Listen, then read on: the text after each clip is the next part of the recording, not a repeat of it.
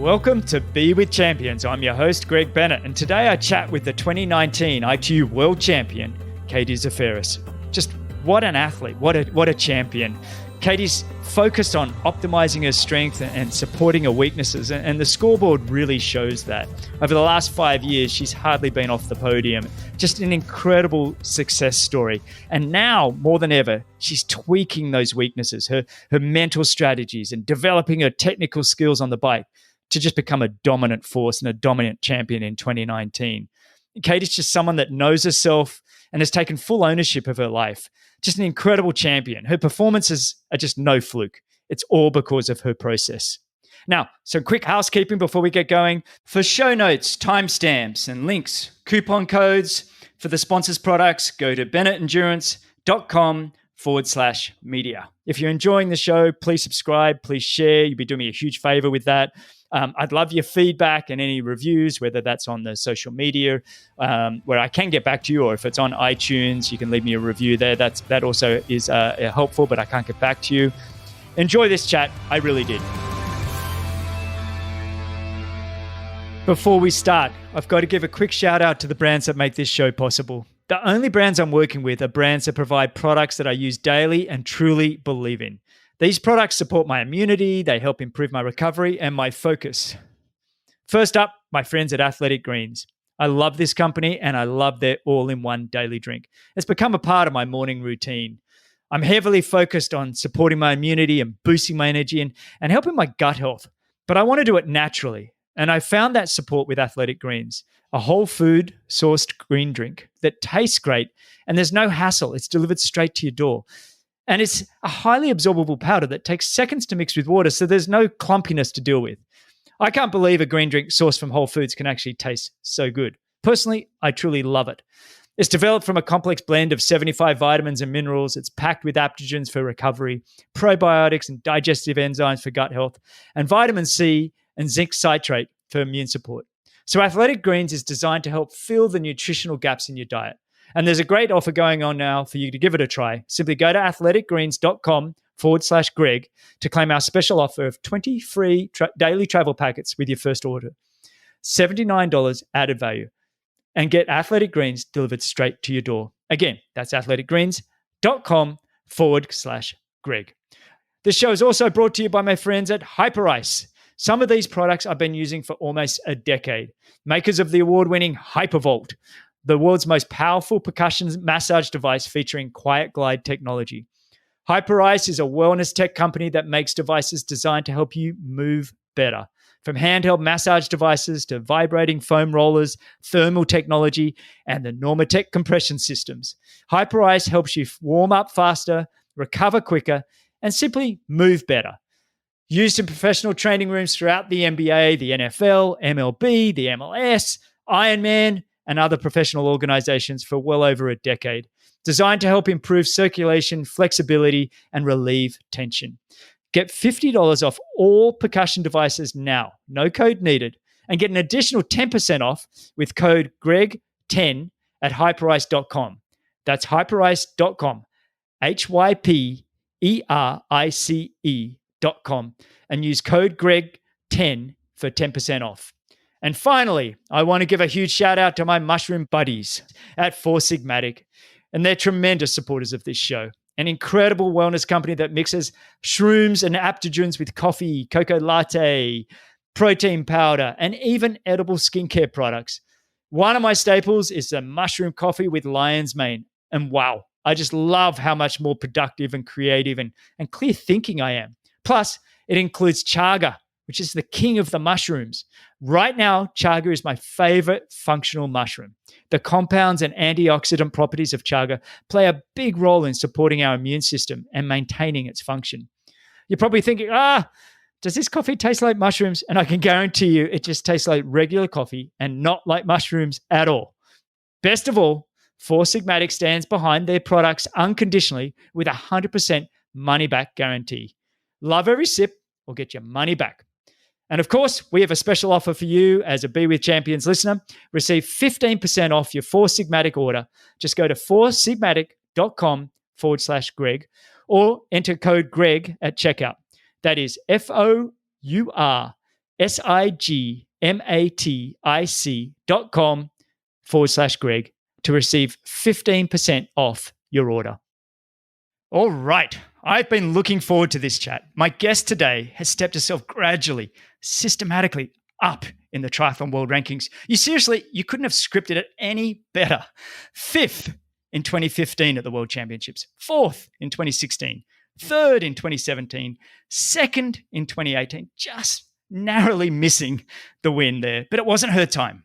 Her time was 2019, where she showed dominating form, incredible bravery, and just tremendous grit to take her first ITU World Championship and win the grand final in the process. She's trained herself to have absolutely zero weaknesses. She's a fierce competitor and just an incredible human being. And I'm truly excited and really appreciate her coming on my show. So welcome and thank you for joining me on Be With Champions, Katie Zaferes. How are you, Katie, and where are you?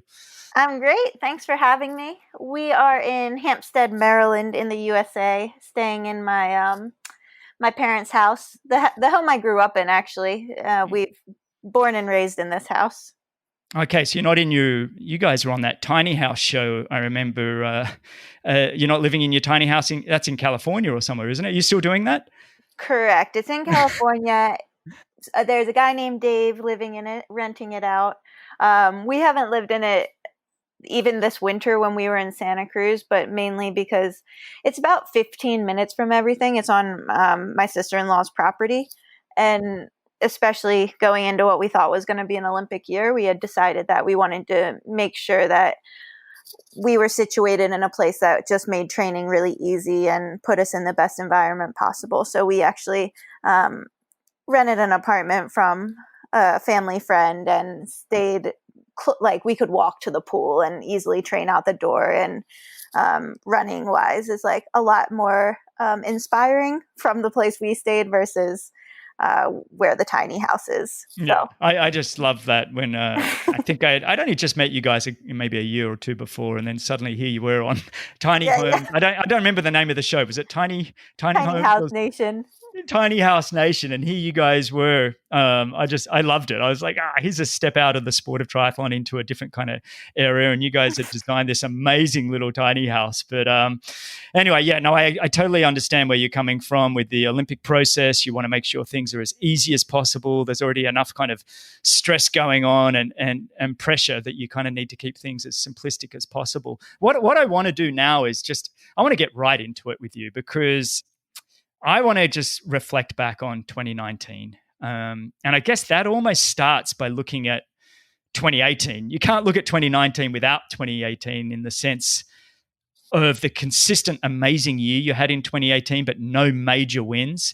And then trying something really unique and different at the grand final, trying to make something special happen that I think was the catalyst for a different Katie come 2019. So tell me about that 2018 going into 2019, and let's step through the incredible year. Yeah, I mean, 2018 was like another very consistent year of being on the podiums, and definitely had my like Vicky competitions with her, and Abu Dhabi. If I would have been able to finish that one, might have helped me along with that. But like you said, going into the grand final, like. And even within the grand final, up until like the second 5K of the of the run, I was feeling really good, and I was racing in a different way than I think what I had done in the past, and just kind of racing more fearlessly and more upfront. And it's kind of a part of that process goal that I've had for a while, where I write it out and say, like, Joel and I will say for the run, like, go out as hard as you can for the first 2K, and then whatever happens, happens. And that was like the beginning of that for me. And I did. And I felt really, really good. And I almost think it was, which is kind of disappointing, but when I look back, I almost feel like when Ash gapped me, and because Ash Gentle was, I was running with her for a bit. And then when Ash gapped me and Vicky passed me, it kind of all happened in my mind at the same time. And I think I just to me, it was a mental void. It was like a gap in focus. And I've had it before where it's like, I'm doing well, I'm feeling great. And then it's like, wait a second, they're like two people are in front of me now. Like, how did this happen? Mm. And, and I knew like, when I finished the race, I finished in third and I had to beat Vicky in order to win the title for 2018. But like, I liked how I had raced it more assertively, and I knew there was something to get better at it. Like, because for me, I really felt like it was just being able to engage for those critical points so that wouldn't happen again in the future. And between Vicky and her other Great Britain teammate with Georgia Taylor Brown, I really learned the mantra to be ready. And that really put in my mind, like, to be ready for those moments so that those gaps don't happen and I can stay with them and fight through whatever discomfort there is for like a little bit. Just let me interrupt there, just in case the listeners maybe have missed some of those events. You know, going into that grand final of 2018, I think you had a very narrow lead. I think it was like 30 points. And when we're talking 4,000 or 5,000 points at the end of the season, it was really neck and neck between yourself and the British girl, Vicky Holland. And basically it was whoever beat who was going to be the world champion. And the way that you've raced over the 5 years, it's just been incredible. I don't know whether you're negative splitting or just simply not slowing down, but you've always been that person that we're so used to seeing at 5K start just plowing through the field and suddenly you're up at least onto the podium. And that grand final, and the reason I mentioned it was the first time that like you said, you were the aggressor. You were the one that said, right, we're going to run this 5K really fast, this first 5K, and then let's just see what happens. But in the end, it kind of hurt you in terms of winning that grand final. But then let's move forward 6 months. You've had that experience of being the aggressor. You didn't let it say, I'm not going to do that again. You said, actually, I enjoyed being a front runner. I mean, is that what happened? Because then we go forward 6 months, first race, Abu Dhabi 2019, and, you know, it was a sprint race, but away you went. So tell me about that kind of a process that you had, that mental, physical process, almost a change in personality. You know, there was a physical change, but it was a real mental shift, would you say?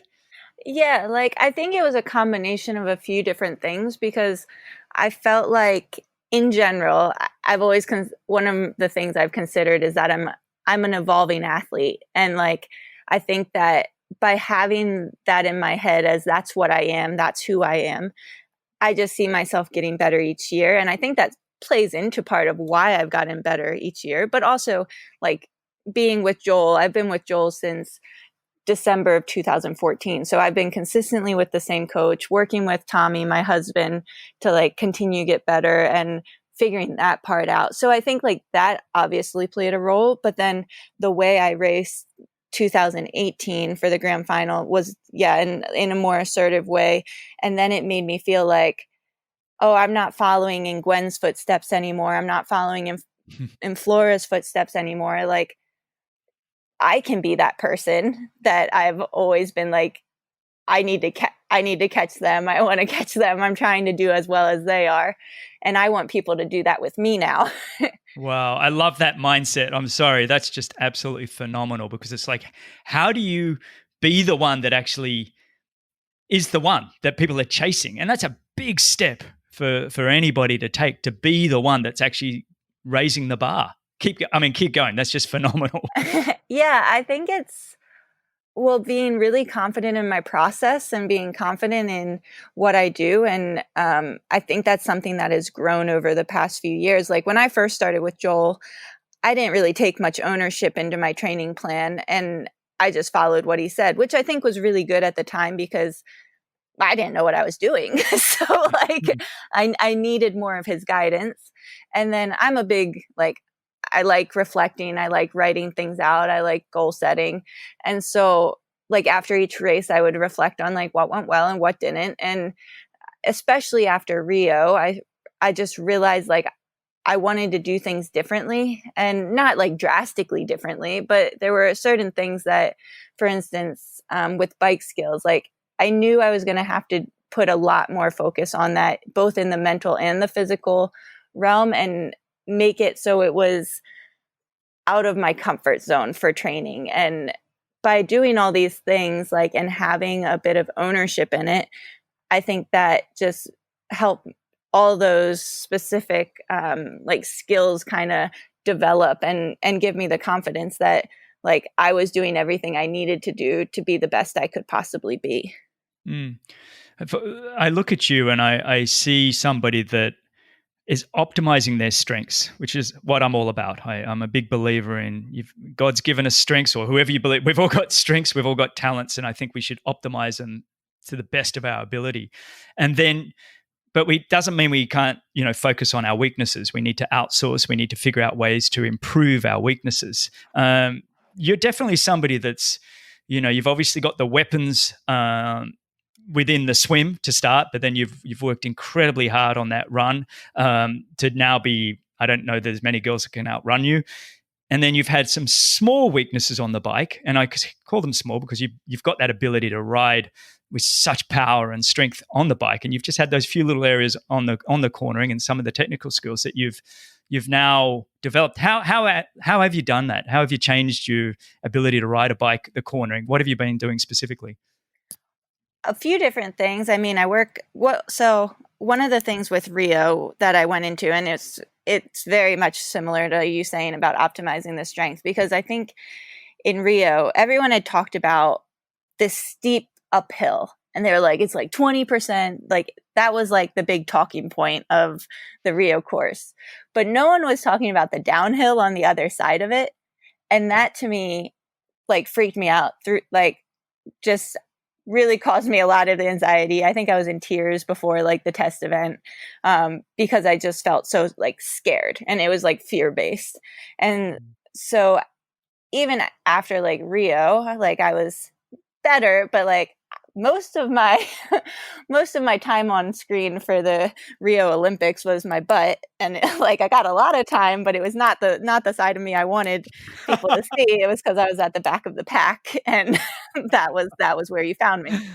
And so I forgot about my strengths going into that race, and I had completely focused on the things I wasn't able to change. I was completely focused on the fear of the downhill, rather than skipping probably a little bit in this discussion. But like for 2019 Lausanne, I had crashed 2.5 weeks earlier, and then Lausanne was like a pretty technical course. But for Lausanne, I went into it a bit scared of the downhills, and knowing I was concerned about like some of the technical parts of it and like barriers and things like that. But my mental preparation for that was more, okay, like if I get dropped on a corner, that's okay. I'm strong enough to catch up.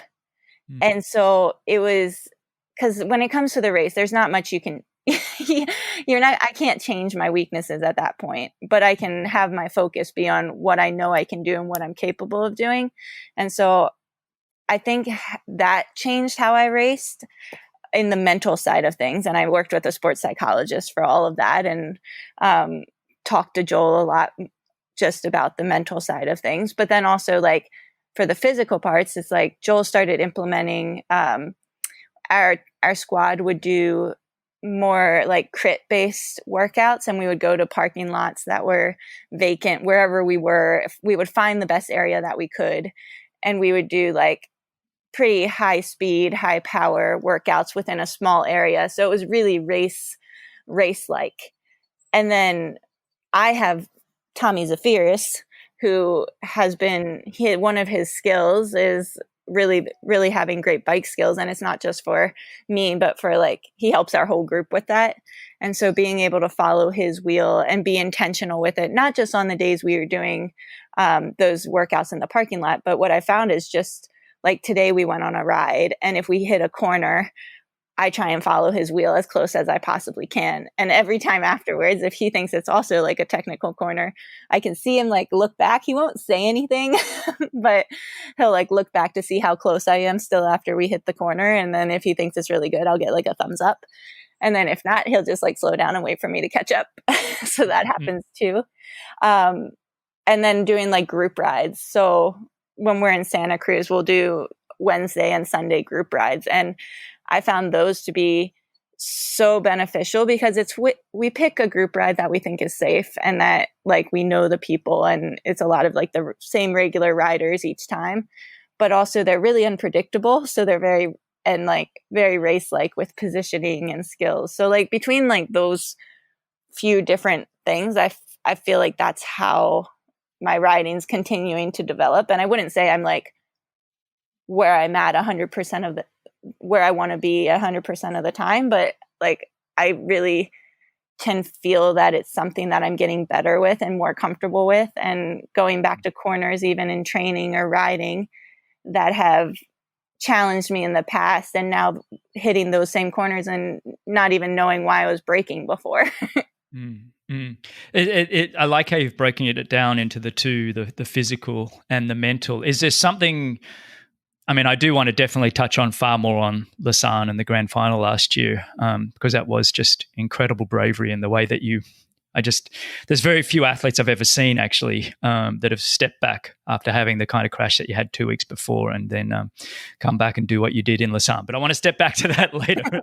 For now, I'm loving this conversation about the physical and mental preparation for the technical side that isn't your strengths, and you've recognized that, but you're working at it. What are you saying to yourself when you approach a corner, or are you able to quieten the mind? And I've said that on this episode a number of times with guests, the ability of the highest performers to be able to turn the mind, just quieten everything down, quieten the negativity down. Doesn't mean I've got to be positive, like up to a corner going, I'm going to be the best corner in the world. It's just quieten down. Are you saying that kind of thing to yourself? What are you saying as you approach those technical corners now when you're trying to keep up with a Flora Duffy or whoever it is that's obviously a dynamite on the corners? Yeah, it definitely depends on the day, I feel like, because some days I can quiet the mind easier and I can feel more like the corners feel smoother and it doesn't feel as disjointed as other days. So I would say I like when my mind is quiet and I'm just able to like flow with whoever's in front of me or myself. I think in general, just with practice, I'm getting better at like reading the corners and focusing on more like concrete, like weight on my outside foot, like how my body position is. And a lot of that probably comes from just kind of watching Tommy and being behind him and almost mimicking him as we ride together, and we ride together all the time. So like being able to kind of watch what he does, and I've been able to relax more, because I would say the hardest part for me before, and that I'm getting a lot better with, is like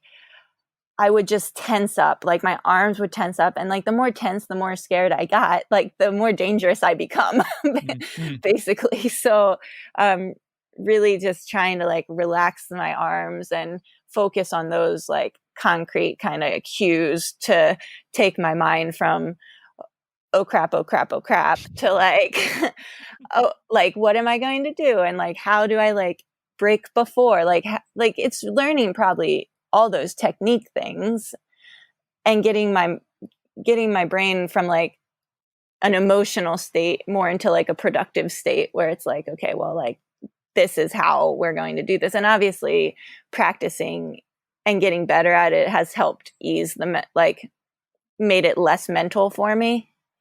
But it's still, I would say it's still something where I think about before races, like, and especially if they're races where there's been an issue before where I've had like are super technical or it's rainy or whatever it is. Like I know for Jersey going into Super League last year, or for 2019, I was really nervous and like kind of losing it in my head a bit. And Joel, he's like, write down your process, because he now knows me enough. He knows like if I if I write it out, if I get it out of my head and put it on paper or even type it up, then like it becomes so much more clear to me. Then it's all like jumbled and way less overwhelming. Whereas in my head, it's just like jumbled and I'm just kind of overwhelmed. So as soon as he did that, I was like, okay, like I'm feeling a bit better now.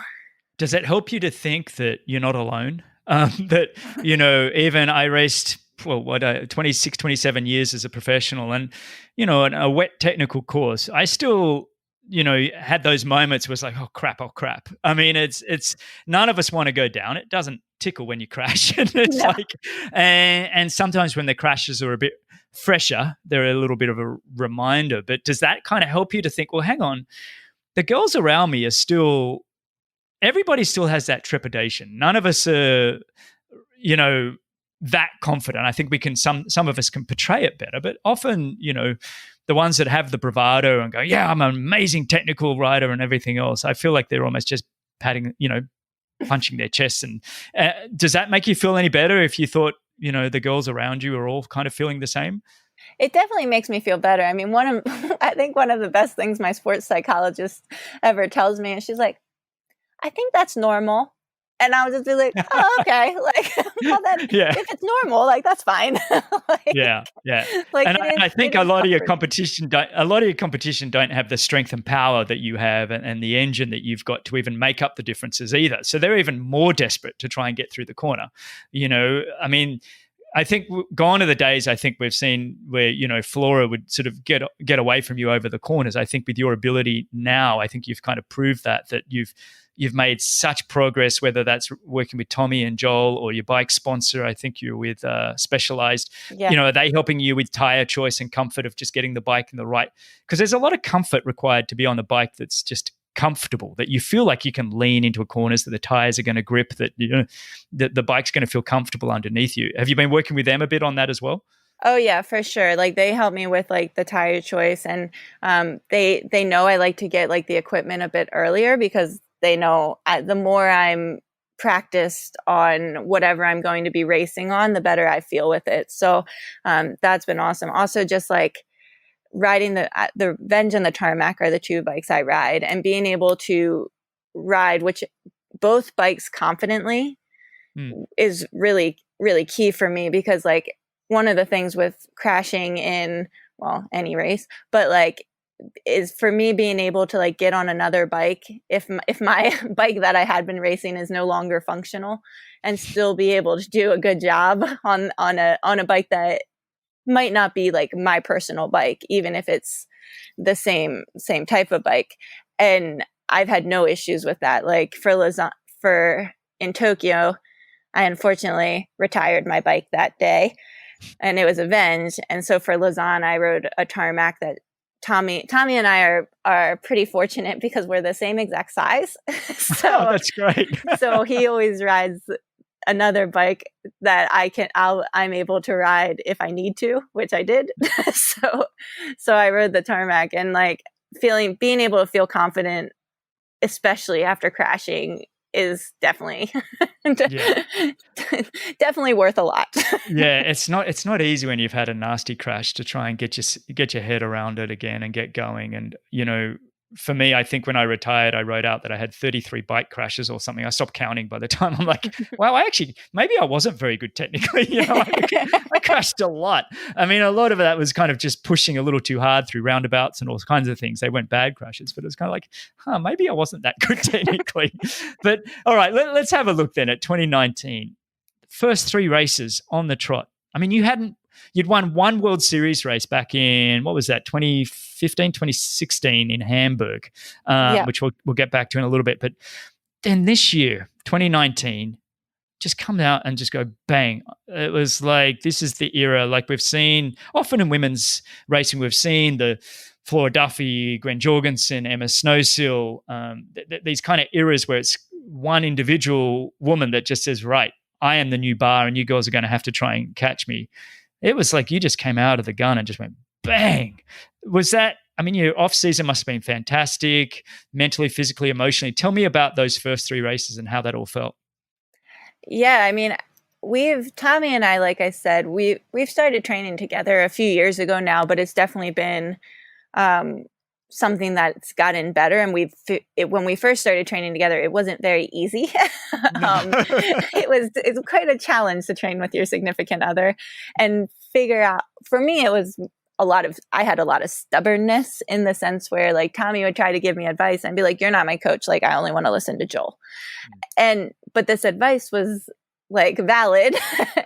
And so as soon as I was able to start listening to him and learning from him and like even following his wheel or working on skills with him, then that opened up like a whole nother door of how I was going to get better. And I mean, there's still days where he'll give advice, and now I'll ask if it seems like my frame of mind might be borderline. He'll say, "Can I tell you something, or can I say something to you?" And I'll be like, "Just give me a second." And then like maybe 5 minutes later, I'll be like, "All right, I'm ready." Like he's a smart man. He's a smart man. Yes, he learns. But so we had like a great training, like a training block in Santa Cruz. And one of the things that we had started doing, because we train really well together, we love being with our Joel Filial group. But once we leave once the racing season begins, then that's us on the road for the rest of the year. So rather than kind of start that earlier than necessary, we started staying home from like November through Abu Dhabi. So November through March, and just training with the two of us with our Wednesday, Sunday group rides I just found a strength coach, Jeff Marino in Santa Cruz, who I really have enjoyed learning from, and actually going to someone for specific strength sessions has been valuable for me. And so like, I just felt like I had everything that I needed and was just able to put the work in for the whole winter. So I felt pretty confident, because I mean, I'm always trying to beat the boys, like for like the group rides. And with Tommy, like he knows how to read me when we're doing training sessions, to the point where like I don't have to say much to him, but like the breathing, he'll listen to my breathing and decide whether to go faster or not. So with that, like that definitely gave me confidence going into Abu Dhabi, but it's still the first race of the season. And then winning Abu Dhabi, I was like, well, maybe that's a one-time like you don't know if you can replicate it again, but it was a good start. But it was like Bermuda, I think, that I really felt I had nailed to a point that was like what I had intended, what I had been visualizing, what I'd been like preparing for. And so that one felt like that was probably one of my favorite races, because everything I had like had in my head that I could do, I did on that race. And a lot of that is because of Flora, because the year before she had completely crushed us, like us being the entire field, like and she just got away from the beginning and like beat us all by like, I think it was 90 seconds or more. And she did it solo. And so like I started watching, I hate watching races, because it just makes me uncomfortable. Like I feel all the tension and everything of racing when I watch the races from the years before. So I really don't enjoy it, but I really watched that race because I wanted to see, like, I know Flora is good, but like I want to do what she did. Like, and so that was the goal. And I didn't like how much she crushed us by that year. And I was sad because she couldn't do it like she was injured a lot of last year, but being able to really have a very solid race. And also it was made extra special by the fact that Tommy's at every race. So that's really special, but also my parents and Tommy's parents and a couple of my aunts were there. And like, it was just one of those races I'll always remember. Let me just quickly interrupt because I want you to keep going, but you won that race by well over 90 seconds. I think I just looked at the math. It was a minute 41 or something. That's the kind of domination you had in Bermuda. It was okay. Flora might have done it in 2018, but I tell you what, that was Katie Zaferes is here kind of moment. Incredible, absolutely incredible. Congrats on that one, because I Thank think you. we all long for those, just to have one of those races in our career. It's like, Yeah. so yeah, congrats on that one. So keep on going then, because it was such a roll. Yeah, and then what was the race after Bermuda? Bermuda was, let me give you 1 second here, it was Yokohama. Yokohama was a different race, because being in Yokohama was one where we were in a bigger bike pack. So like the first 2 races of the year were Abu Dhabi and Bermuda. And for those, there was a pretty significant breakaway and a much smaller group off the front. So Yokohama, I forget how many of us were in the front group, but I knew it was going to come down to a run race. And well, after a certain amount of time on the bike, I knew it was going to come down to a run race. And for me, that was going to be a good challenge. And I think one of the things that I also changed in my mindset going into 2019 was I've always been focused on the process, but I feel like I looked at races as if it was a test of like, I need to perform on this day, and there's not room for error. And going into 2019, I looked at it more as an experiment, and kind of like, I call it like an explorative mindset I would use for the races, where it would be like Joel and I would set out like those different goals. And a lot of them look very similar from race to race. But like I was saying, one of them is like going out as fast as I can for like the first 2K of the race, and then seeing what happens, and really embracing that, like, I can do that. Like, I can go as hard as I want up the hill in Bermuda and see what happens. And like, and if it works, like, great. If it doesn't work, like, okay, well, we'll figure out something different. And like that, I think having that mindset, though, it was great because it had me like trying different things, but also it worked out most of the time. And it took out a lot of the pressure of trying to have that as a test rather than like just a reflection and another indicator of like, where can I improve?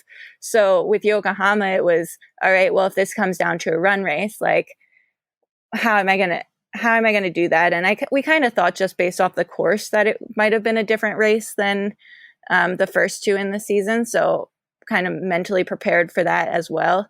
And so when it came down to the run, it was me and Summer Rappaport, and I was running with her. And I remember I like segmenting things. So that course is super fun on the run because there's so many, it's not a boring, like, out and back type course. It has like a lot of different turns and different sections and hills and stuff. So for me, it's mentally, I really like just being able to break up the races. And I remember like a certain left-hand corner where I just thought of like in a video game where they have like the speed up versions where it's like the fast zone. I love that. So like that was my fast zone. And like, I don't know. And so for that, I kind of put in a surge. I don't even remember when, somewhere during like after the hill, I think, and ran as hard as I could to the finish. And yeah, it was cool to be able to pull off like a run race, like not just have to have a breakaway and win a race, but I could pull off a different type of race and still win. Yeah, that was a phenomenal race. I mean, you ran another low 34-minute 10K off what wasn't a slow bike, and quite a technical bike that would have hurt a lot of the women racing. But you still, I mean, I remember watching that, and it was that there's a real confidence that comes about. I love the explorative mindset that you said, because it's almost like you're playing now, like you're free to play. And what I mean by that is you've built over these years this consistent platform. You've been seconds and thirds forever, and you've been ranked in the top 5 of the world for 5 years in a row. And so all of a sudden it's like, okay, I've done all of that. Now, worst case scenario, I either lose or I win, and then just go for it and have some fun. And I guess looking at that, looking forward, so I just want to jump forward and then we'll come back to 2019. How do you take that playful mindset, that explorative mindset to Tokyo 21 and the Olympics without it being so. Can you do that? Do you think you can take that kind of play, that sense of play, and put it on the race course at the Olympics? And do you practice that now in your visualizing to get yourself ready? I definitely practice it now, and I would like to think I can for Tokyo 2021, because that was a huge part of Rio, where I finished Rio and I was really disappointed in my race. And I was really disappointed in the fact that I had gone to the Olympics, which is an amazing experience. And a lot of this had to do with the timing of our race at the time, because triathlon was like the second to last event. So all leading up to race day, like I'm trying to focus all my energy on just racing. And then once it was done, I was disappointed, and the Olympics was basically over. And I was so like, I was disappointed, not just with like the result, but just the fact that my memories of the Olympics, like I often forget to name the Olympics as something that I like went to or considered like the biggest part of my career, because of what I would put as like my fault of like how I experienced it. And so a huge part is now like going places and like being able to take in not just the race and prepare, because I'm figuring out my process for that. I'm feeling pretty confident in how I prepare and make sure that I like know the course really well, have done my homework, and like doing things the right way, have training all dialed in. But also like when we go to Bermuda, we'll do our training leading into the race. So we're also exploring the area. So it's like asking Flora, like, where's a great place to do like an open water swim? Like which places are the prettiest? Like, where's a good place to like go for a run? And like kind of, we did that even for the like test event, like going to kind of see different areas. And I remember for like Tokyo, we found this awesome like little bike loop. It must have been like 2K long or something, but it was completely closed to traffic, and it was just like this gem of like, at least I thought it was. And kind of just like more taking in all these experiences that we get to experience, and especially with me being able to experience it all with Tommy, like so that I don't finish my career and think like, well, like, what did I do? I totally get what you're saying. Laura would often say to me, and she was my Tommy to some degree, in the sense that she was often my grounder and made me realize what we were doing. And she would say, look, we're using the sport of triathlon to experience life together.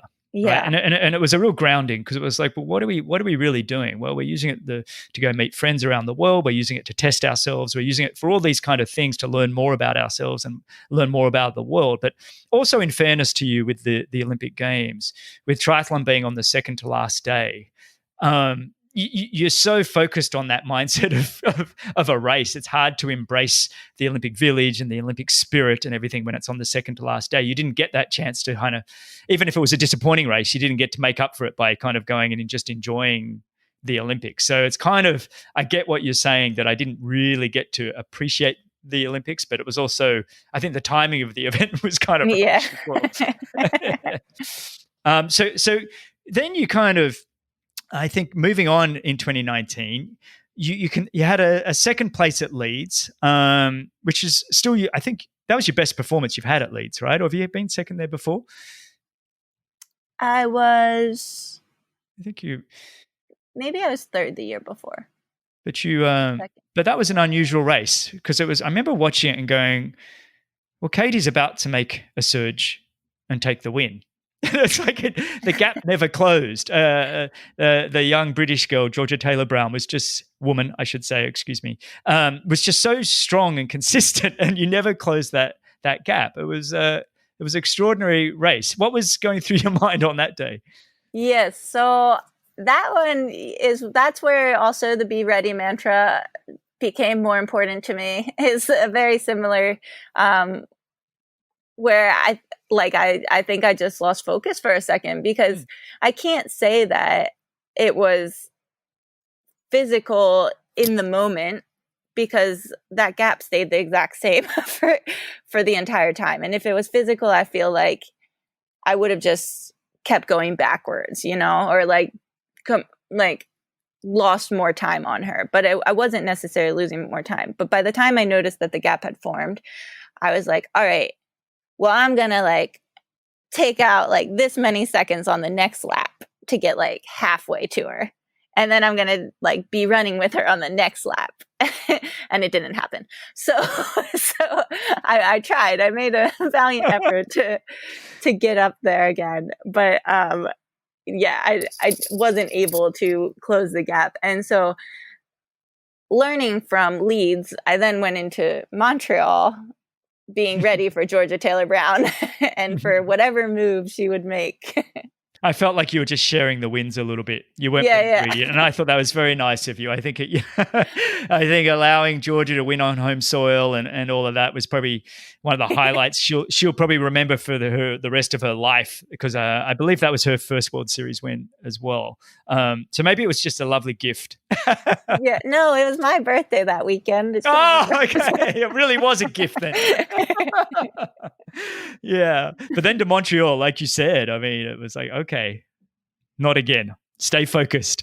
Yes, stay focused. I mean, when the Brits were just so consistent with this past year as well, and having like Georgia and Jess be on the like so many podiums together, it was super fun, and it was really a cool way to race, because of course you're racing against your competitors, trying to do your best, but like Georgia's like the sweetest, well, both Georgia and Jess, but like Georgia's like the one who goes to the water station and I'm like, oh, I'm going to run faster and just not get water. And then she runs up to me to hand me the water that she got. Wow. Like that kind of personality.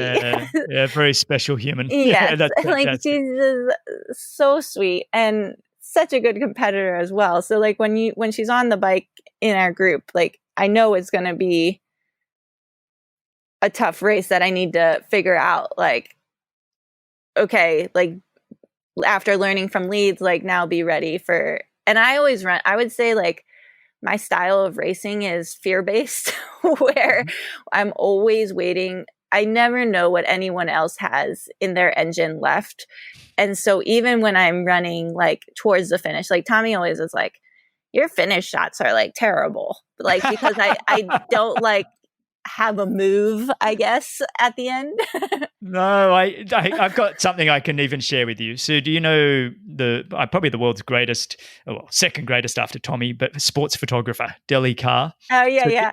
Delhi been on the world circuit. Well, he took my first photo back in 88, 89 or whatever. So I've known Delhi forever. And he used to say, Greg, you take terrible photos, mate. You're always pulling faces and everything else. And I always say, Delhi, it's not a beauty competition, mate. And take a photo of my inside or something like that. I'd always have some smart ass remark. But so I get where you're coming from. You have you're racing in fear and it hurts. And I'm just trying to get to the finishing line. Well, the whole, like, even when you're sprinting at the end, like, I don't look back. Like, I never look back to see where my competitor is, because to me, my competitor is right on my shoulder. And only after, and after I crossed the finish line, when I'm like, like they weren't quite as close as I thought they were. But like, I think that's what makes me better too, because I'm always pushing myself to go fast. Like even in Bermuda, when like I had a pretty significant gap, but I thought the second pack was chasing me down. Like I'd look at where they were on the course and I'm like, oh, they're gaining.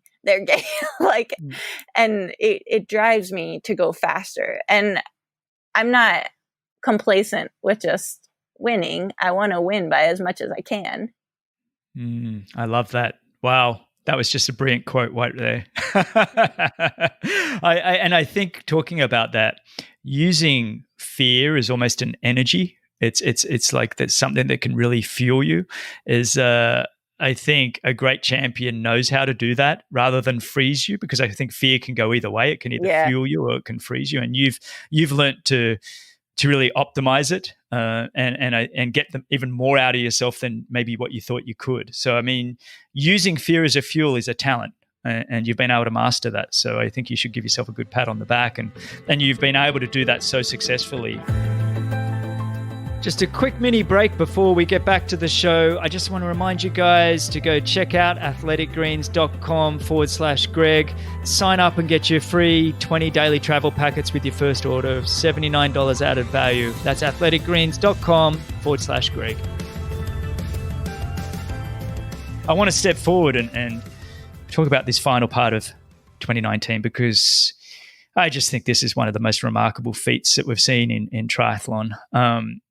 Because off you go to Tokyo for the test event. It wasn't part of the World Series, but it definitely was a selection event for many, many countries, and the USA specifically. Tell me about what happened in Tokyo.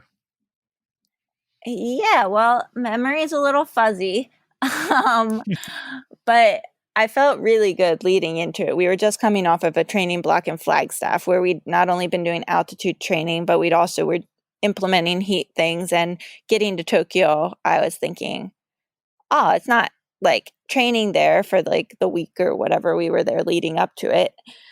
Like I felt in a good place. I felt like we had prepared well for it. And we got, well, come race day, like the swim was fine. Like it wasn't, I wouldn't have said it was like a spectacular swim, but I came out with, well, behind Jess, but in good position, and was riding. I remember Jess being like really like off the front for a bit. And then I think we had just like kind of called her and had like a little group together. And I don't exactly know what I did, but I hit a barrier on a straight, which is like I have like, you know, what we were talking about, like fears sometimes with courses, but it's never on a straight, like, but apparently from the girls in the group, I had like looked back to like shout words of encouragement or something. And I somehow ended up in the barrier, which it was even more frustrating because when I went back the next day to like look, there were literally like on this whole like straight, it was like 3 barriers on the entire road. And so, I mean, I've never watched the video. I don't really plan to. Well, I have. Yeah. And I remember watching it live and being like, what happened? Yeah. I mean, but I get it. You know, anybody that's ridden a bike, you know, you look back if you're looking for a car or if you're looking for somebody to come and take a pull through, help me out a little bit. You often do sway a little bit to the right, or if you're looking left, you often sway to the right, and vice versa. And that's what it looked like to me. You said, you kind of did that little look back. You probably went off your line a foot, half a foot, and it was enough that you just clipped a little leg that was a barrier. I mean, it was a bit of a mistake. And you've got ownership of it, but it was that's all it was. And I think you'll be more aware in the future. But never looking back, no encouraging words. Yeah, just wave, just put your hand through and wave. Yeah. But yeah, I mean, and then tell me what happened after that crash. So the first thing I remember is just like standing on the side, thinking like, can I keep going? And I guess I wasn't actually seeing my bike when I was considering this, because I was just thinking, I remember thinking that I was at the wheel pit. So I was like, this is perfect, like a great place to crash, at the wheel pit. But I'd completely shattered my front wheel. Like, and then I like noticed there was like blood dripping from me. And I realized like I wasn't going to keep racing. So I just kind of sat on the side for a while and watched like the groups go by, and got into the ambulance eventually, and was thinking like, well, not only did I just screw up like qualifying for the Olympics in 2019, which is one of my big goals, was to qualify 2019. So it was done. I mean, there's more opportunities. So that's like the silver lining of that. But also like, did I completely just screw up winning the world championship, which I had like a lot bigger of a buffer for than I did in 2018 going into the final race. So, and like what's funny is that when I was in the ambulance, it was like my leg that was aching and my shoulder. And so when we went to the hospital, which I like, there were so many good people that were surrounding me that day, from like coaches from other federations who were like standing with me while we were waiting for other people on the side of the course, to like the USA Triathlon people within the ambulance with me, to like the Japanese Federation sent a translator who was so helpful at the hospital. And then all the nurses and everything were amazing. And it was not that I try to test out other people's healthcare systems and other countries' healthcare systems, but like Japan was great. Oh, that's fantastic. But so I had taken I had the heat pill in my stomach from before the race. So we weren't able to do like any of the magnetic scans. But I forget which one they were able to do. So, but the scans for actually the first one on my shoulder came back and said there was something wrong, which was kind of like scary. But then they did another one and said it was fine. And then my leg was fine. And it was just, my nose was broken. And like, I told them I had blood in my mouth. And when they looked in, the nurse was like, "Oh, you can see the bone." And what's funny is like, I had no scratches or anything on my face, but apparently because of the impact, you can like split your gums. So then they put like 20 some stitches in my mouth to like put my gums back together, and then a couple on the upper lip. But so I did that, left the hospital later. Had more phenomenal people just with all the support. I mean, Jess and Georgia brought me like popsicles. Like they were just, I don't know. You do racing for like our job, but the people and our competitors, like it almost makes me like tear up thinking about how wonderful people are in like those types of moments, especially Jess and Georgia, when they were having their own their own things going on at that point with like their race and how it finished. So yeah. For people that don't know, I'll just quickly explain that both Jessica and Georgia won the race together, put their hands together, crossed the line together. But the rules in the ITU say that you can't cross that line together. I think it's rule number 2.11.F or something like that. But I don't know why I know that. It just stuck. I was like, is that true? Yeah, I think it is. But it is in black and white that we every athlete has to cross the line. Now, look, I don't know that if it's reasonable that every single athlete should know every single rule in such detail like that. I think they meant well. I think they're great human beings, and they were very supportive of each other. And they were disqualified. And for both of them, I think there was a two-step process in the British team, except for Vicky Holland, who just had to podium because she was an Olympic medalist from 2016. But for the other Brits, they had to podium there and then podium 2 weeks later at the grand final, and they'd qualify for the Olympic Games.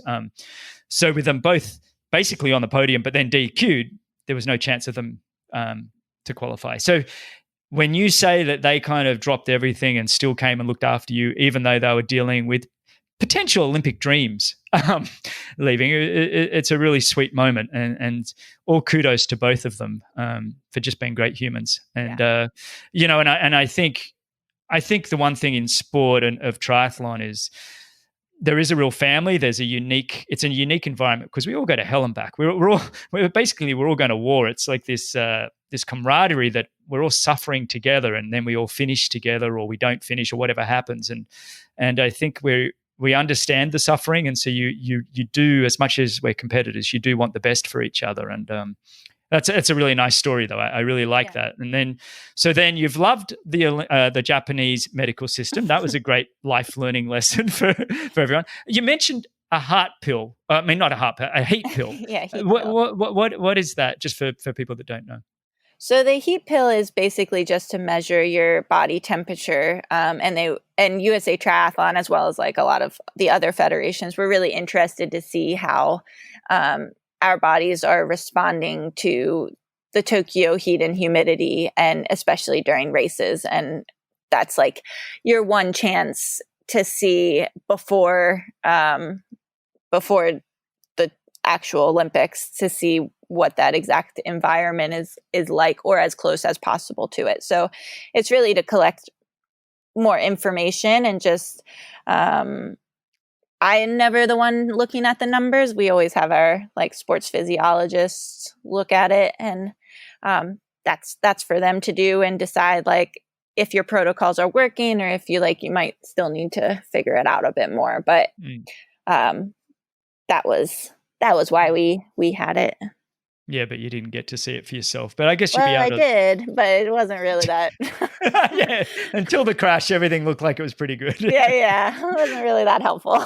So then was there a moment, when was it, and what was your thought process after that race, going, well, hang on, the grand finals in Lausanne, 2 weeks later, 2 weeks. We're not talking about much time.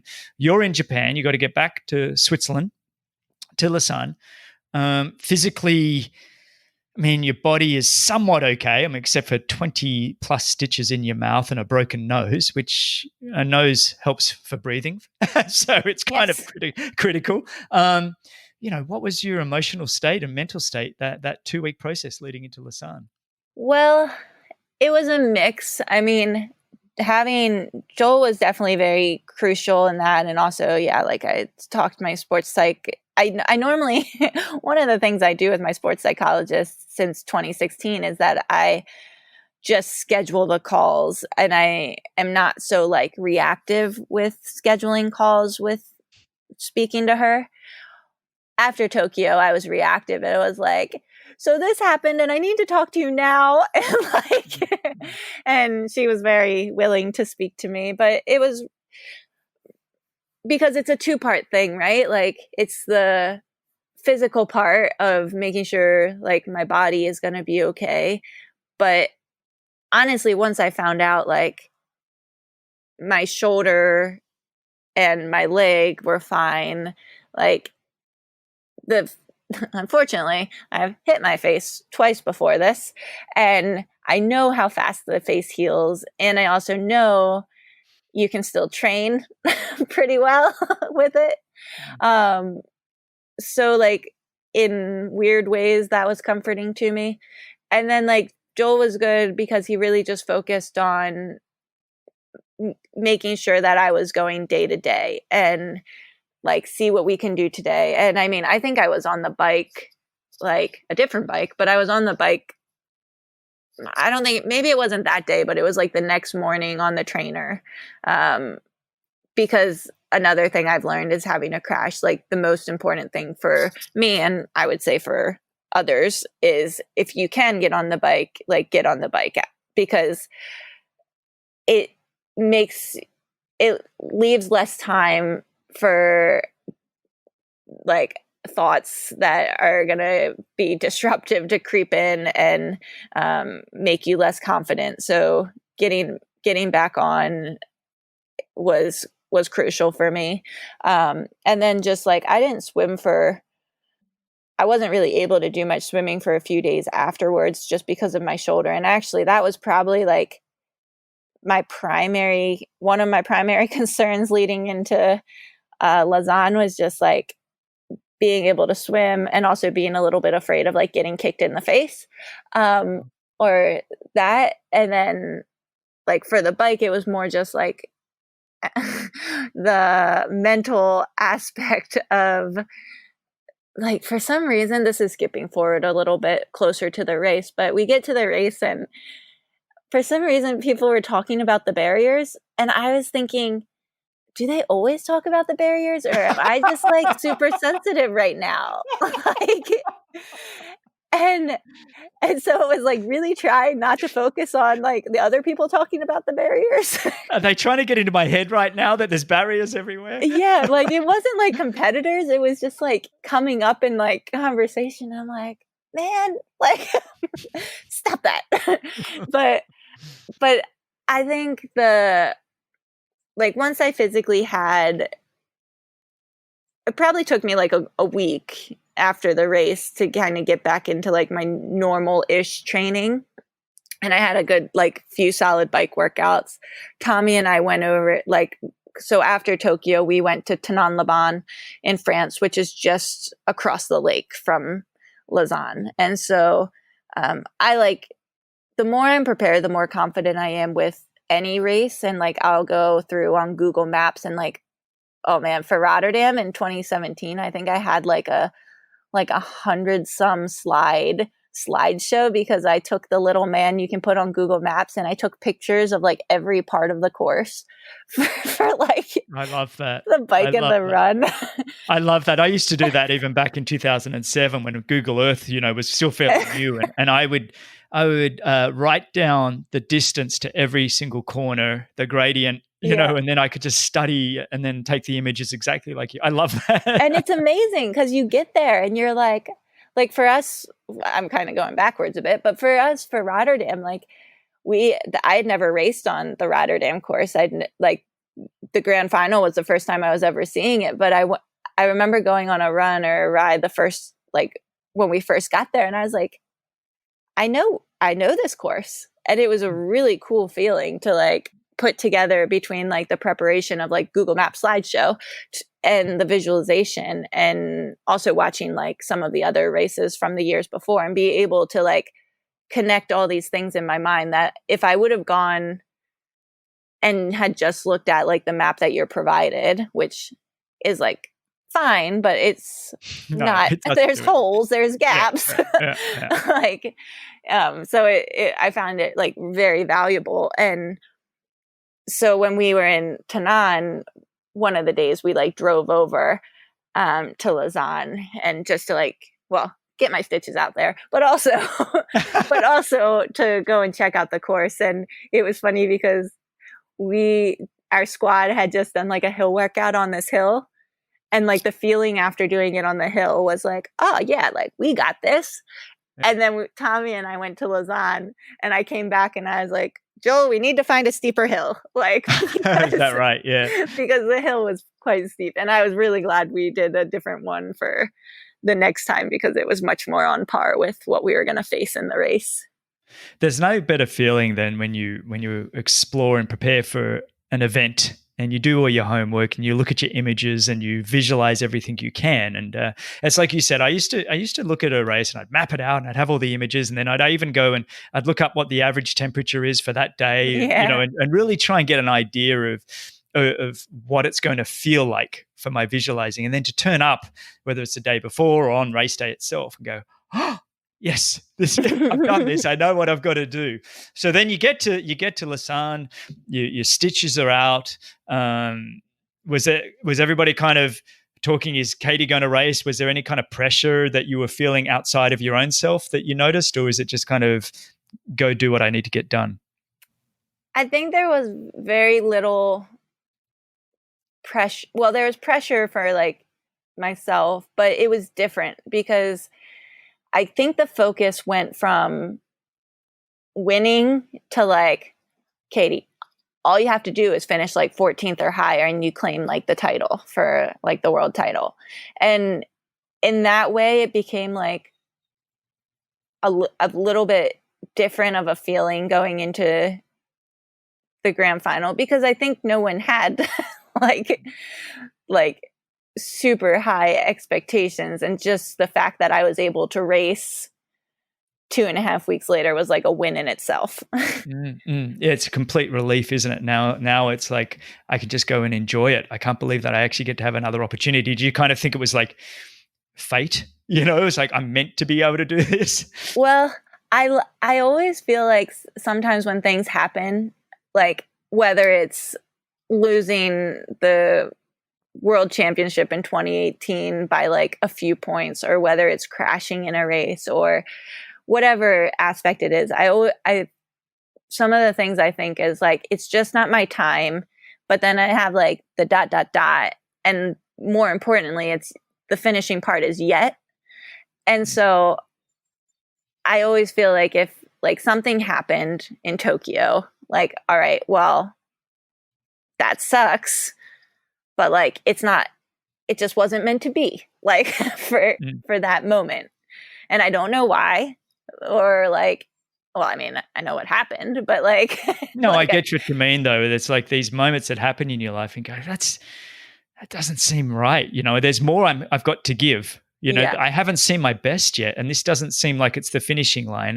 And maybe to make it a greater story in the future, I have to have this adversity again. It's like if yeah, it's all smooth the whole way, then it's not quite the story. And I mean, then you went on to have an incredible race in Lausanne with, Jessica and Georgia again. yeah. And it was an incredible event.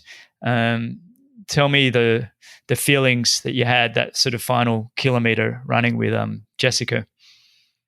Yeah, I mean, it was one where I really fully engaged to be like to not be complacent, because like I had said going into it, I was thinking like 14th or better, like that's like what I was like counting. Like as we were running, I was thinking, man, if all things go to like terrible, like where is my 14th person on the race course? But when it came down to it, like I remember at one point thinking, like, Jess deserves this because she'd had a phenomenal race and she'd done so well in Tokyo as well. And then I changed to like, but I deserve this too. And that probably is what motored me for the last sprint of like, because there were moments before that where she would like kind of gap me just like a little bit. And then I really like found the willpower in the last, it wasn't very far to the finish and like she was right there. But for me, winning the world championship and winning the grand final was so important, especially after Tokyo, because I think if I would have just been like, oh, like 14th or better, like that's not really that like great of a, not that it's not a bad result, but it's not a great way to finish after having a really good season. Whereas like winning showed me like, you're the same athlete that you were before 2.5 weeks ago. Like you, like it just was a really good affirmation of being the same person I was before I crashed. And being able to ride with like some of the most skilled in our sport. Like Flora was with us on the bike course. Like Jess and Georgia, like, I mean, we would trade off in leads. Like I would normally lead most of the straights and pull the straights, and they would do the technical sections. So so we could be smooth for that. So like, it was really cool to finish that race. And after Tokyo, especially feeling okay.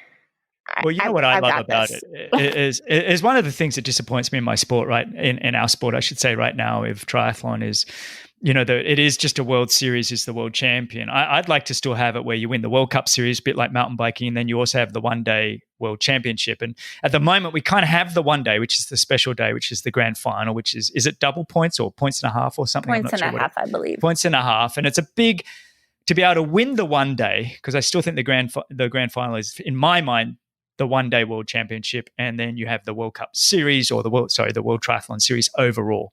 And what you did was win both in the 1 year, which is complete dominance, and I love that. I had Kate Courtney on American mountain bike, and she won the World Championships in 2018, and then backed it up by winning the World Cup Series the following year. And in mountain biking, they respect both equally. They all want that single day one, but they all respect very much how much it hurts to win a World Series, the day in, day out, and traveling the world, and to win both. And I think for you to win both, in my mind, really cemented 2019 as just such an incredible year. Now, I want to touch on, like you said, the little disappointment, the big disappointment for you of 2019 and not getting that Olympic spot early.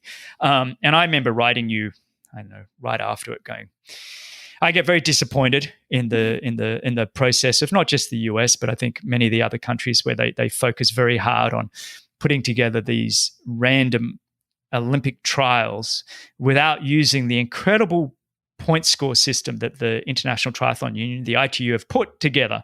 They have an Olympic ranking system where you collect points over the years, and the most consistent and the best athletes are all ranked accordingly. And yet they make their best have to prove themselves again. I remember being frustrated watching Gwen Jorgensen, who'd been obviously the best in 2014 and 2015, leading up to Rio, having to qualify to prove herself to the federation. And that just absolutely frustrates me, that you're requiring somebody that's obviously the best in the country, was the best in the world, having to prove herself again. Now we're watching it again with you. And I look at the rankings, the ITU World Rankings, number 1, the World Triathlon Series rankings, number 1, the Continental ranking, number 1, the Olympic ranking, number 1. And yet we're still requiring, USA Federation still want Katie Zaferes to prove that she's worthy of going to the Olympic team for the USA. So sorry, USAT, if you're listening to me, I think your system is stupid. I think the US team have phenomenal athletes. Don't get me wrong. I'm not cheapening Summer Rappaport, Taylor Spivey, incredible athletes. But when you have somebody like you, that not only did you do what you did last year, I'm going on a bit of a rant now, so sorry. Not only did you do what you did last year, you've shown that consistency of 5th, 4th, 3rd, 2nd, 1st in the World Series. You're working on those small weaknesses that we've described throughout the show. And you are the complete athlete. And any other country in the world would be going, isn't it amazing that we get to have Katie Zaferes on our Olympic team? But still, you're having to jump through hoops. Now, do you know the next hoop you're meant to be jumping through to make them realize that you should be on that Olympic team? How's the process working going now to 2021? Well, it's still being a little bit worked out because of all the coronavirus things and uncertainties with that. But what they've said is that they want to keep it pretty much as similar to the 2020 guidelines that were put into place. So that would mean that hopefully Yokohama 2021 would happen, and that would be the second opportunity to automatically qualify by being on the podium, but only one spot's available there, and then the other spot is discretion. So that one, like, I'll definitely go for the automatic spot, but I feel I've set myself up pretty well for the discretionary position. Oh, that's good. I think one of the things I get frustrated with, and I've seen it time and time again, is that we often hear them say, well, it's got to be fair. And I come from the point that it's got to be fair for the best, whereas we tend to say it's got to be fair for everybody. And what I mean by that is you've had 3-4 years to prove yourself between Olympic cycles, whether you should be going to the next Olympics. And that consistency on the world stage should be enough to put you on Olympic teams. But look, I'm not the USAT high performance director, and nor am I Australian or any other federation, and they have their systems. And I just think it's crazy to make your athletes jump through more hoops than you need to. And if you look at the Olympic scoreboard, from the last 5 Olympics, it's often the smaller nations where athletes haven't had to qualify, whether we're talking Nicholas Spirig. We can go back to who was the Swiss girl that won 2004. Anyway, we can go back and look at the scoreboard, and we often see that athletes that didn't have to jump through numerous hoops are the ones that are standing there on the Olympic top step, because they haven't had to use an extra bullet out of their gun to try and qualify. So anyway, you've got my support, and I think they should just tell you that you're on it, and away we go. But now also tell me a little bit about your initial reaction when the Olympics were postponed due to this coronavirus. Was that a sinking feeling, or what was it? Well, it was kind of interesting because you know how, like, going into the Olympics with the news and things, they'll, like, for Rio, it was like the water quality and like the Zika virus. So when the coronavirus started coming up in the news, like, I kind of just thought, oh, this is their thing. Like, this is what the media will focus on. And so when asked about it, like when it was first kind of appearing, I said, like, well, if the Olympics doesn't happen because of the coronavirus, then, like, the world has much, much worse things than the Olympics to think about. And I really feel that way still, where I think when they announced that it was going to be postponed, like I almost felt relieved because it was postponed and not canceled. And I think canceled would be much harder to swallow. But the postponement, like, especially, I mean, right now you're thinking like the regular, it was supposed to happen in a month, like a little bit over a month from now. And that wouldn't have been good. like, like I only just started being able to get into a pool regularly a couple weeks ago. And even in Maryland, like where we live, next week I'll start being able to get into a pool regularly. So yeah, I'm disappointed, but I don't feel like there was any different call that should be made. And I think the hardest part is just like, honestly, the uncertainty of like this season, not necessarily the Olympics right now being at the forefront, but like whether we'll be racing by the end of this year, or if we are racing, like what will that look like? And then looking at and trying not to get too suckered into like how everybody is approaching this so differently, because there is no guidelines of like how to train through a pandemic.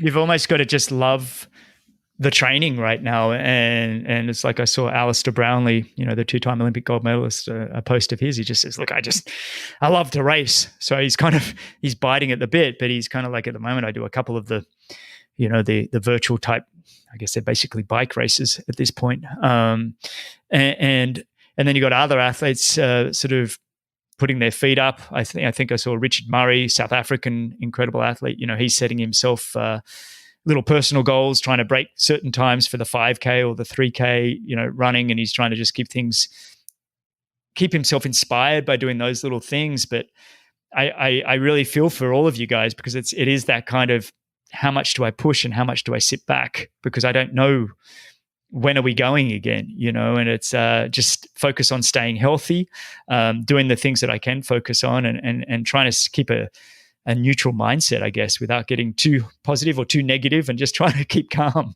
you know. Yeah.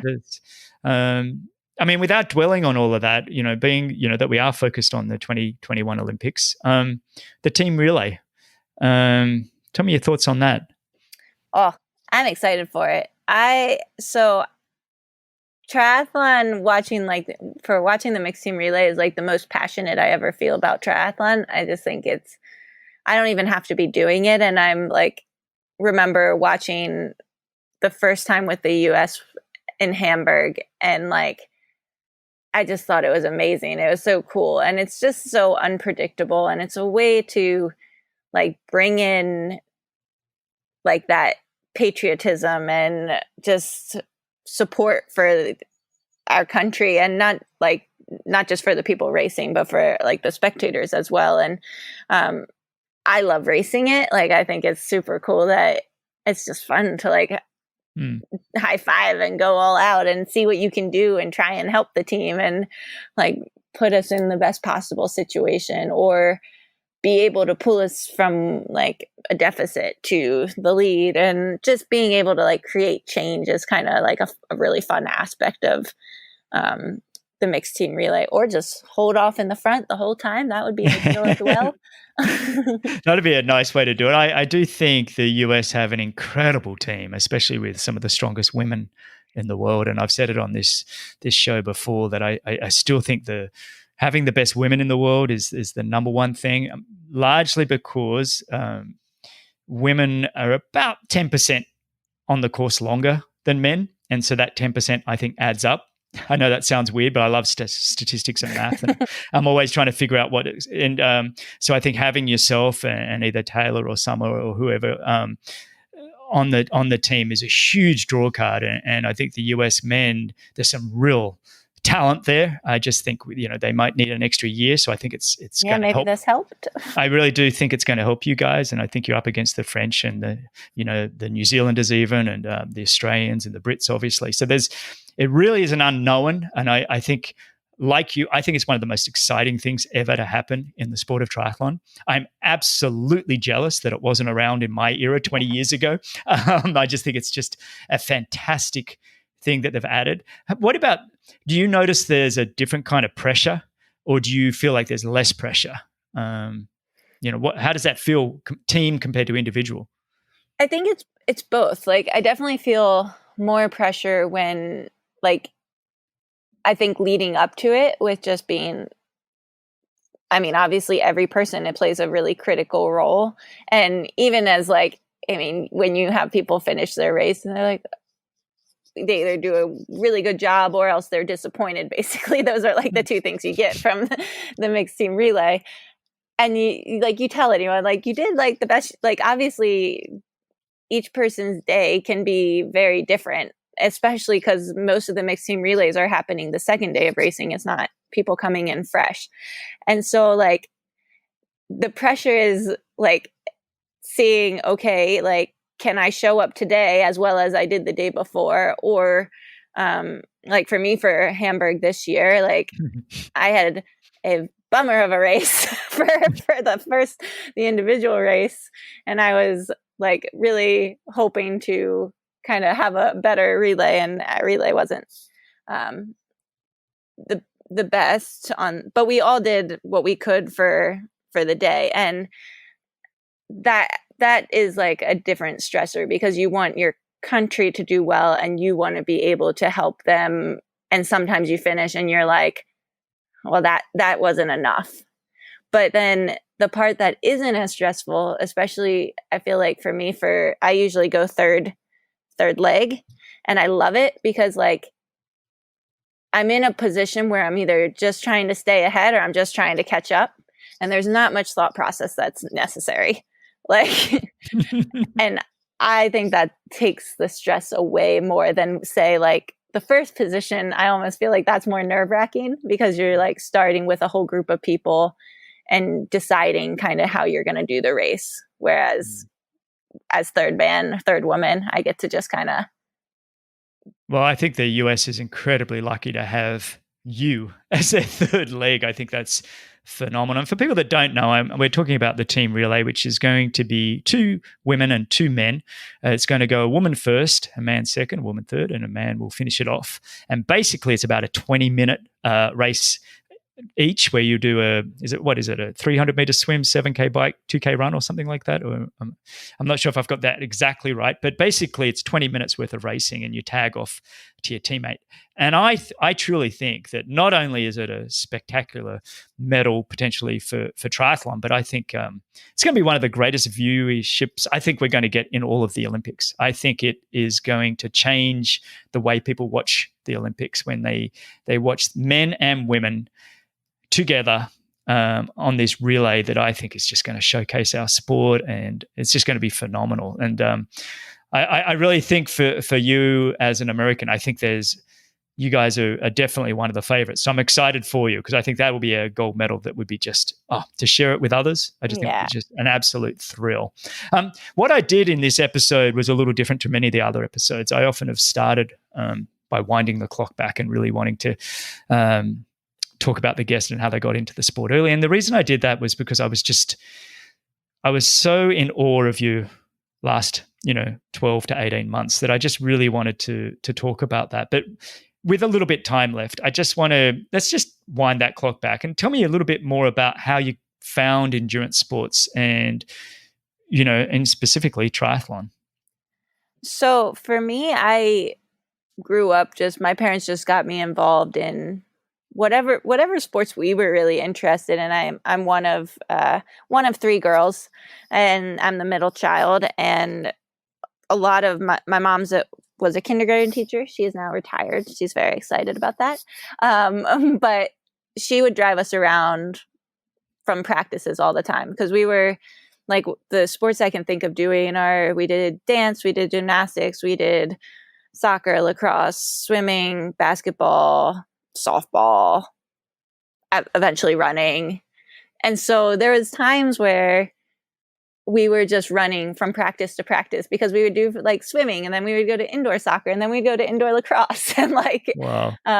and then my other sister was doing like horseback riding. So they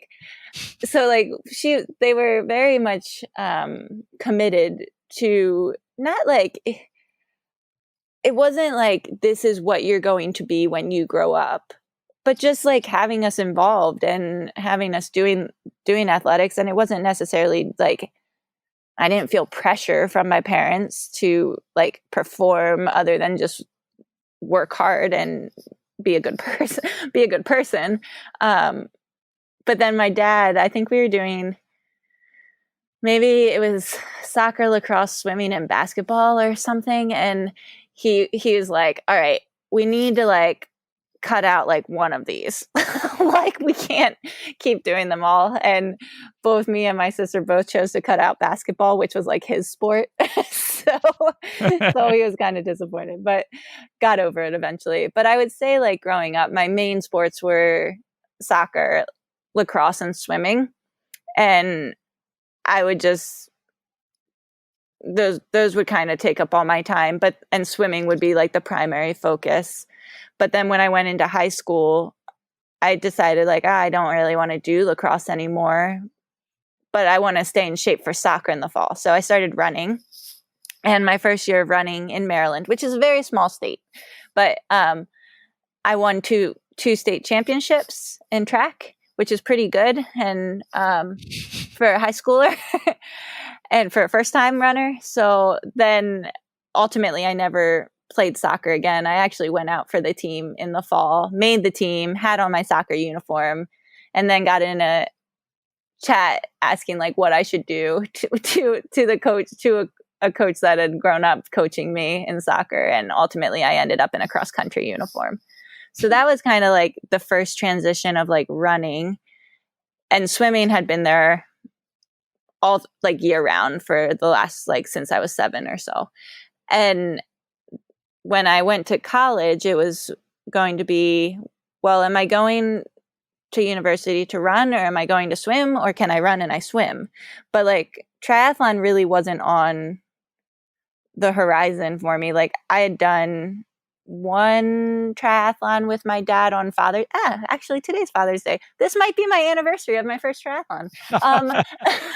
But I'd done it so 2007 was the first triathlon I ever did, and it was with my dad on Father's Day, but it was just as like something to do with him, not as something that I took seriously. Like I was wearing my bathing suit, had like the slowest first transition ever as I pulled on my soccer shorts and my t-shirt, and had my cages for my feet. And like, it was just bonding with dad. And I didn't really think much of it. I just did it annually. And I went to school, ran for 5 years at Division I. So for the United States, that's the highest level collegiately. And during that time, I didn't swim at all, but USA Triathlon has a program called the Collegiate Recruitment Program.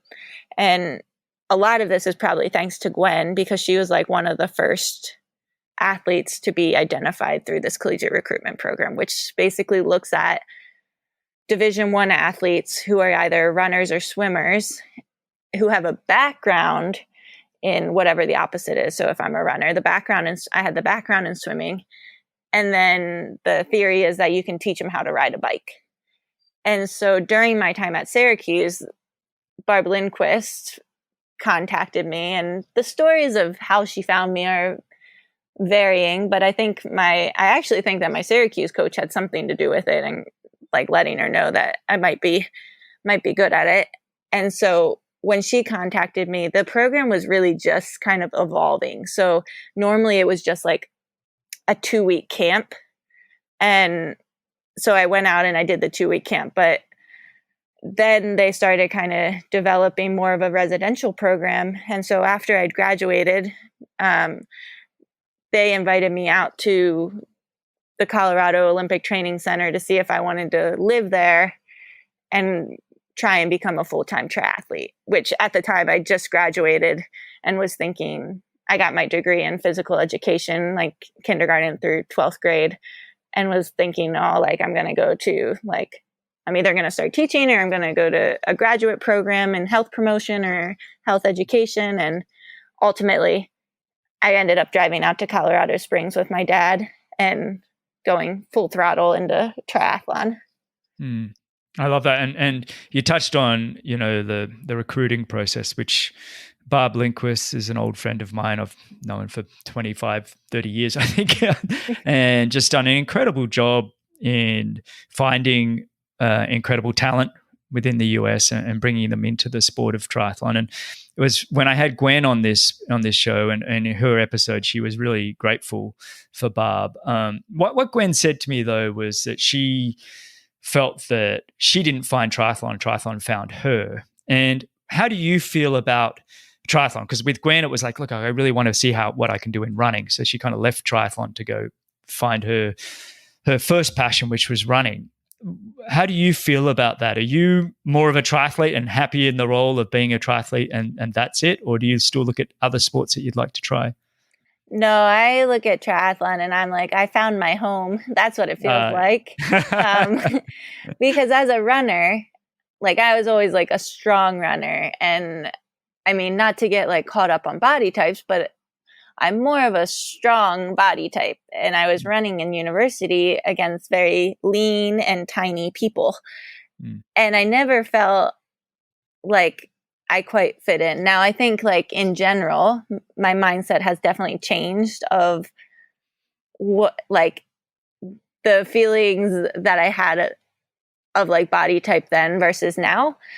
But even in triathlon, like I look at how I am and who I am, and I'm like, this is the place for me. Like I'm a strong person, and I really like the aspect of the three different sports because there's so much variety, and there's just, I would get bored if I was just swimming or if I was just running or riding. Although all I'm starting to like really enjoy more than I ever have before, actually during this time probably.